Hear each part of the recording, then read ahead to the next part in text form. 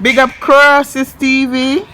I'll be across the job over your master. Totally Crosses TV. Big up yourself. Thank you. Car. For Amari. Yeah. You know, because I everything got through for me at the last minute. My flight was headed. Because we knew they confirmed you before, but your arrangements were last minute. Talk about that. Because the fans requested me at the last minute. The Sting fans request. And the pressure was on the promoters.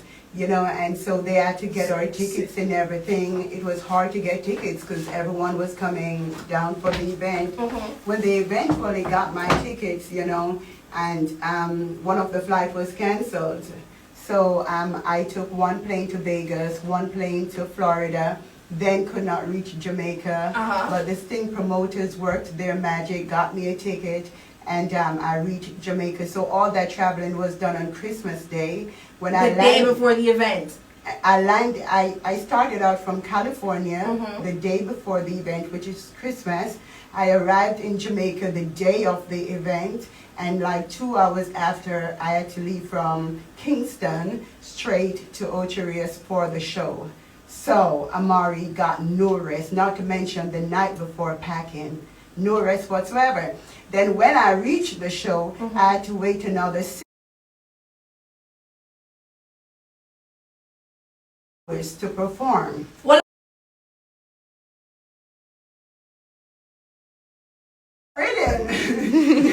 Amari, we saw you on stage because Sting is known for the clash, you know. And persons were, like myself, we were anticipating this clash. And we saw you run out on the stage. We think a fight, check a fight, Queenie. Homegirl over here testing her shoes. My shoes, my body, I was like, I ain't feeling no back pain. Wow. So I swing at her. And I'm like, because, no, this is for real. I told my daughter, I said I didn't feel any pain, and it wasn't just the adrenaline. I had to go on stage to realize that God had healed me. I've been bedridden for over a year. You get what I'm saying? So speak to us about this experience. You said you were bedridden for a year. Due to an incident. What was that incident? I was in a store shopping for, you know, radio stuff and all that, you know, for video shoot. And it so happened that there was a trap door that they had covered with a carpet, so you wouldn't know it was a door.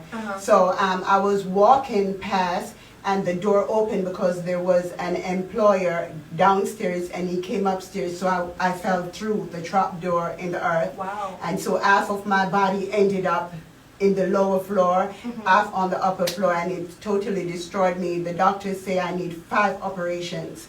You know, so the cuffs on my hands, both hands are damaged. The nerves in my back is damaged. My feet everywhere is damaged except my belly. Wow. All right. So we're glad you're okay now and you're able to grace the stage. Like I tell you, Sting. right. So but let's head back to Sting. Right. Let's talk about the actual clash between yourself and Queenie. Now, based on what I saw, Amari, you came to fight. No, I honestly didn't come to fight. But that it should have never worn a wedding dress. It brought back bad memories. Hold on, Amari. You have to talk to us about this. What do you mean bad memories? Of what? I got married at age 19. I had 6 children for my husband. He left me for another woman. He left me with all my kids to suffer. I ended up losing my children to the government. Didn't see them for 14 years. So she brought back certain memories that I couldn't handle. So it wasn't about hurting her. I was keen on removing that dress off her because I had no plans to go on stage and look at that dress continuously. I just have a psychological problem, you know, because I also got pregnant so many times in life that I honestly don't always like to see pregnant women because it reminds me of what I've been through. Right. All right, so let's go step by step. Your intention was not to... All right, hold on. We have to take a quick time signal. We are in studio live now tonight with DJ Mona Lisa Amari. And of course, you know we're talking about Sting. We're going to take a quick time signal and come back with so much more. Here for you, helping Jamaican residents pay less for medication with the NHF card. The time by the National Health Fund is 6:19, and we are She joined needs in to studio charge by Amari, DJ Mona Lisa, and we're talking about Sting 2022. Now, Amari, you mentioned earlier that you experienced a lot of trauma, and that wedding dress that Queenie came out in, it brought up back all.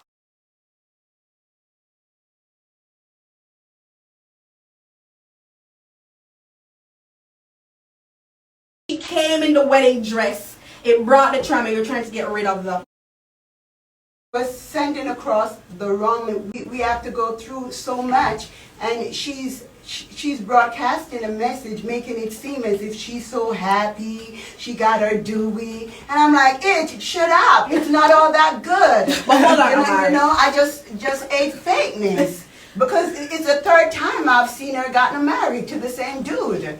The third time, and I'm like, come on, Itch, what is this? All right, Amari, I get what you're saying, but each person experience is different in I marriage. think it's fake. So it's fake. Yeah, that's all your over, personal opinion. It's all over the internet, them and them dirty lies. You know, Yeah, all over the internet. exactly. So I just couldn't deal with the fake script. I just gonna handle it. So you had to get rid of the dress because you're The like, dress. listen, darling, Right. your wedding, your marriage ain't going good. And yeah, Stop why you showing pretending. up? Because what I hate, she comes online all the time talking about she's married, she got a ring. What about the fans who have so many kids but the man never put a ring on it? I have to fight for them. The single moms who are struggling, who the fathers are disowning the children. And you ain't even got a kid. You can't even give that man a kid. And you talking about marriage when the marriage really and truly do not exist. You get what I'm saying? So I hated the fake script. So then my head started to I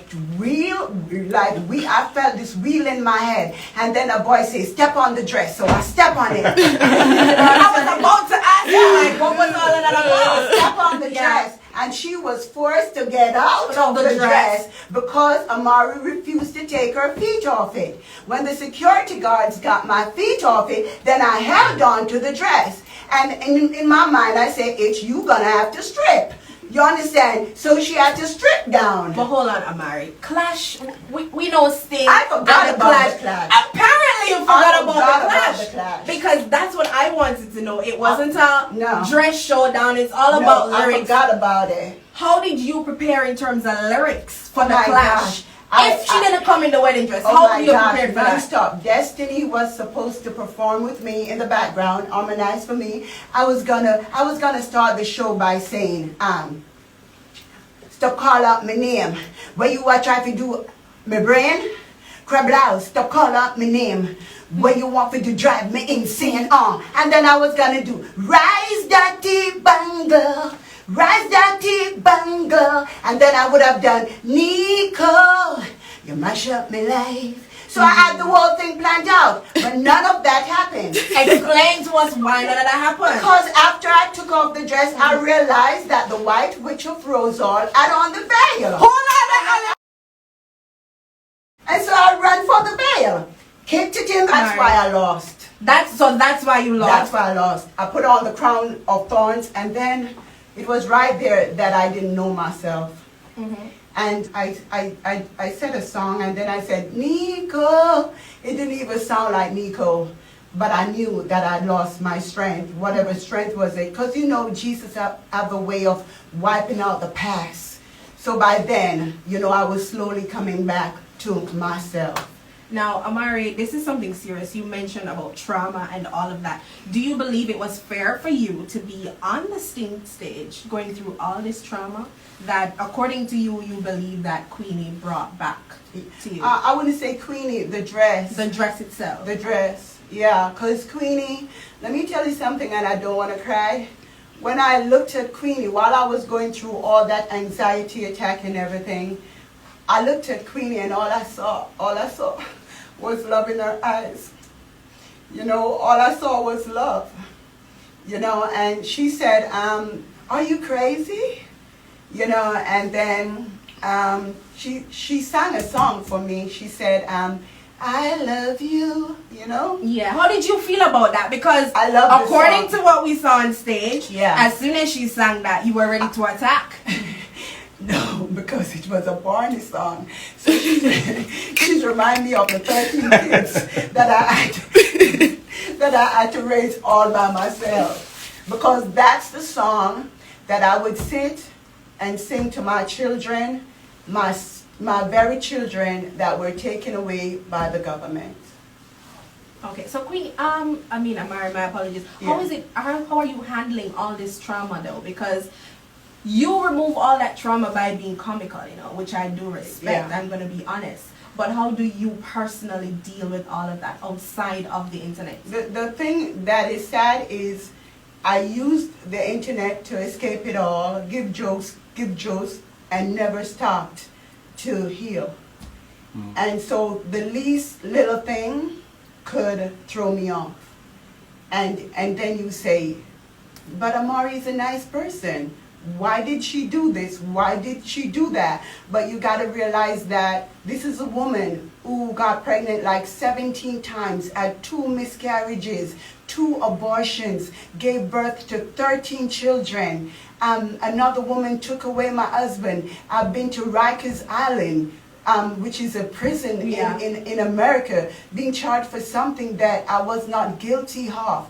I lived on the streets of New York. I lived on the streets of Florida like a homeless person. No one to help me. I had truck, buses, and everything in Jamaica. And whoever had them wouldn't even send $10 to save me. I begged on these streets.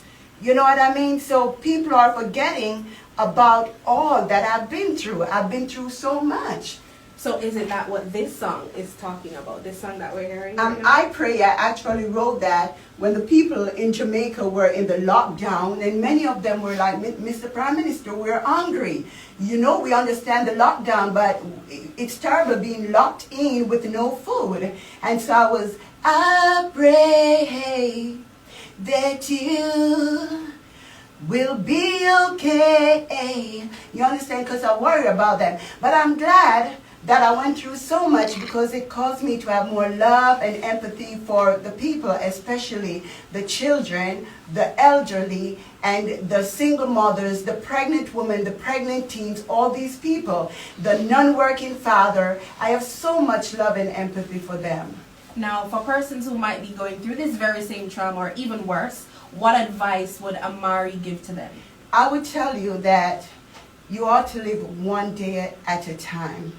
And at no time should you give up on your faith in Jesus Christ, because he's the only answer.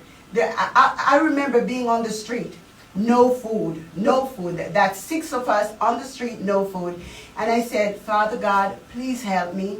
And I saw a church, and he said, go over to the church and tell them to help you. I went, and they said, sorry. And some were like, let her get out of here. We're having a meeting. We can't talk to you now. And then I went to Burger King with the kids, and I sat down. I was tired. I was hungry. We all fell asleep. And then someone ran into Burger King and said, hey, you're the lady who came asking for help? Well, guess what? After you left, my mother-in-law turned to me and said, that's a woman of God, and God said to feed her. And they bought us a lot of food and put us in a hotel for 2 nights. So God is truly amazing.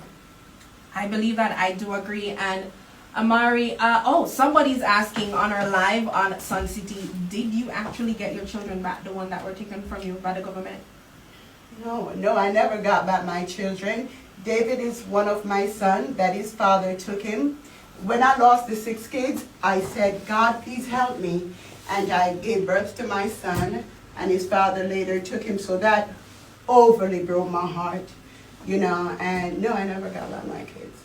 Well, I'm so sorry to hear all that, Amari, and I really hope you do get over this trauma, because that's not, we see you and we think it's all gimmicks, it's all joke and games, but she uses that as a cover because you have a lot of trauma undergoing, and I really do hope that you get the help that you need, because somebody like you, we do need you. You understand? And so I do believe that we need people like Queenie too, but we're both hurting, believe it or not, but we're here to do a work. We're on a mission, because of the Sting performance, the young people, will be able to identify themselves with me. They'll be like, she's cool, she fight and sing. So they'll stop for a minute and at least listen to what I have to say. So God work in mysterious ways is wondrous to perform. So let's declare here on Sun City on the Heatwave Show, there's no beef going on with Amari and Queenie. That was just for Sting. No, I that can't was just say for that. show. We're always beefing.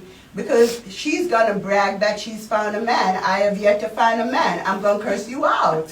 Okay. Straight up. Okay, Amari. Well, thank you so much for blessing us here on the Sun City airwaves. Amari, I wish you all the best in your future endeavors, and I really do hope you get the help that you deserve. Yes. God bless. I want to thank you for having me. Big up to all my fans, Facebook, YouTube, and Instagram, and big up to Claude Mills. So hold on, Amari. What's next for Amari? What can the fans expect next You for Amari? know, for one reason or the other, Love and Hip Hop is interested in me right now because they see that I'm a tigress. So hold on, is that exclusive news you're breaking on Sun City? Safari did post me on his page, so I believe that they're watching me. They want to see more of the fierceness. But I always imagined throwing champagne on someone and all that. Marilyn for the trauma, that's not nice. But I will be representing Jamaica. I love that. I love that. But thank you so much, Amari. Okay, Running thanks track for now, having Ali. me.